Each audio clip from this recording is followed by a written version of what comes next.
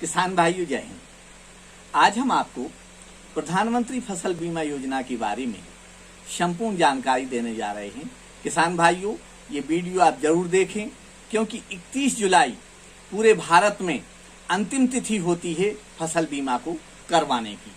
तो आज हम इस बारे में आपको बताएंगे कि प्रधानमंत्री फसल बीमा योजना क्या है, इसमें कैसे आवेदन किया जाता है, कौन कौन से दस्तावेज की आवश्यकता होती है, इसका क्लेम हम कैसे कर सकते हैं और पात्र होते हुए भी अगर हमें बीमा का लाभ नहीं मिला है तो हम उस बीमा के लाभ को कैसे ले सकते हैं। तो ये वीडियो हमारा अंत तक जरूर देखिए। किसान भाइयों, भारत के किसानों को फसल की सुरक्षा देने के लिए 13 जनवरी 2016 में माननीय प्रधानमंत्री जी ने फसल बीमा योजना शुरू की। इस योजना में साल में 2 बार फसलों का बीमा किया जाता है, खरीफ फसल और रबी फसल। खरीफ फसल जो बरसात में बोई जाती है, इसका बीमा 31 जुलाई तक किया जाता है। जैसे अभी जो जानकारी मिली है कि छत्तीसगढ़ में 15 जुलाई अंतिम तिथि रखी गई है और उत्तर प्रदेश में 31 जुलाई अंतिम तिथि रखी गई है। भारत के और अन्य राज्यों में भी अपने राज्य के अनुसार तिथियां अलग अलग घोषित होती हैं, पर हर स्थिति में 31 जुलाई तक बीमा हर राज्य में किसानों की फसलों का किया जाता है। तो इसमें बात आती है कि 2% खरीफ सीजन में किसानों से प्रीमियम लिया जाता है। मान के चलिए कि यदि 1 हेक्टेयर में सोयाबीन का 30,000 रुपया का बीमा किया जाता है तो किसान से 600 रुपया प्रीमियम के रूप में लिया जाएगा, बाकी का शासन जो है बीमा कंपनी को भुगतान करेगी। और रबी सीजन में 1.5% लिया जाता है। अब बात आती है कि किसान इस योजना में कैसे शामिल हों। तो मुख्य रूप से 2 प्रकार के किसान होते हैं, ऋणी और अऋणी।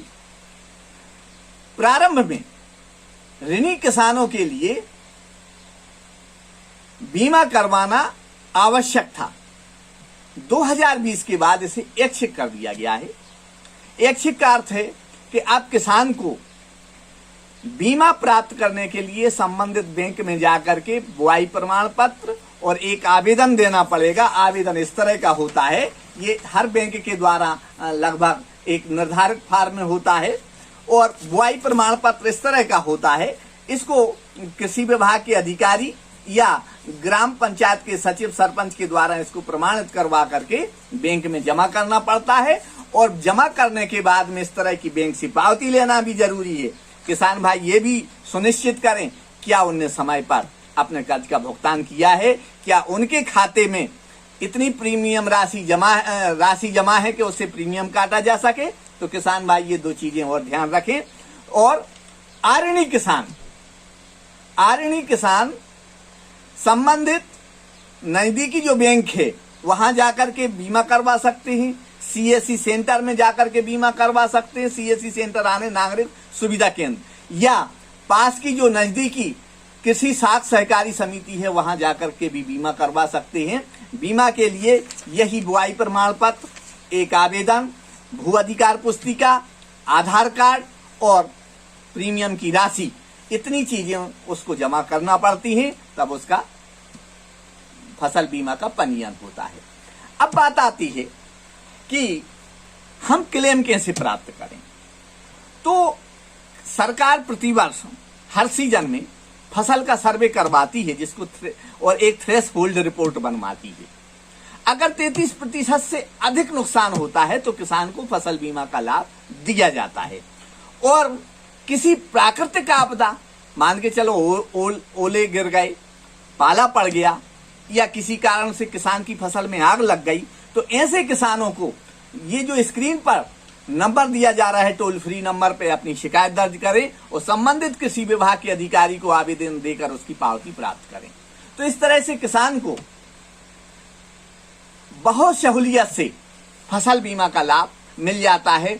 और यदि किसी किसान को पात्र होते हुए भी फसल बीमा का लाभ नहीं मिलता तो उसे फिर उपभोक्ता विवाद प्रतिशोधन आयोग की शरण में जाना पड़ेगा। वहां पर अगर वो अपना मामला दायर करता है कि हमें बीमा नहीं मिला है, तो फिर उपभोक्ता आयोग जो है किसान के हित में उसे बीमा दिलाने का काम करता है। किसान भाइयों, वीडियो पसंद आया हो तो इस चैनल को सब्सक्राइब करें, लाइक करें और इसी तरह के अन्य किसान हितकारी वीडियो देखते रहें। जय हिंद। मैं हूं धनीराम गुप्ता।